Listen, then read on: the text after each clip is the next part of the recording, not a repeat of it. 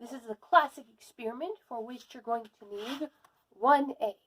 Now take the egg, look at it carefully, make sure there's no cracks or flaws in it. This one has a little dent in the butt, so we're not going to use it.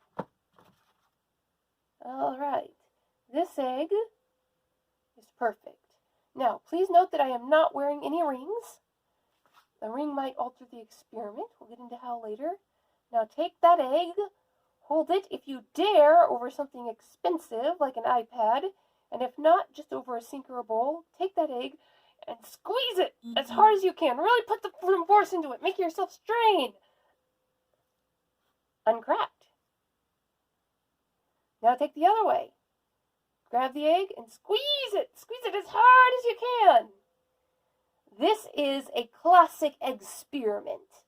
My mother learned about it in school when she was a grade schooler, and she brought it home and told it to her parents. Now, my grandpa was an engineer.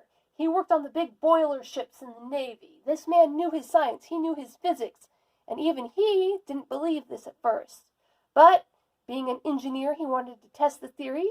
So he took an egg got an egg from Grandma, went over to the kitchen sink, put it in his big engineer hands that could rip bolts out of steel, grabbed that egg and squeezed. And nothing. Now, this will fail sometimes, especially if you are wearing a ring on your finger. Why do you think it will fail if you wear a ring on your finger? Now I'm going to pause the video so you can answer. Okay, if you wear a ring, it creates a point of pressure.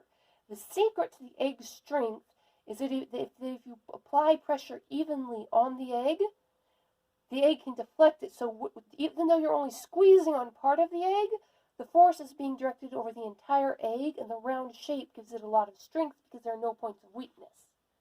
But if you wear a ring, it focuses the pressure on an individual point, and wearing a ring is essentially the same thing as tapping the egg on the edge of the bowl. Now, let's put these eggs to a real test.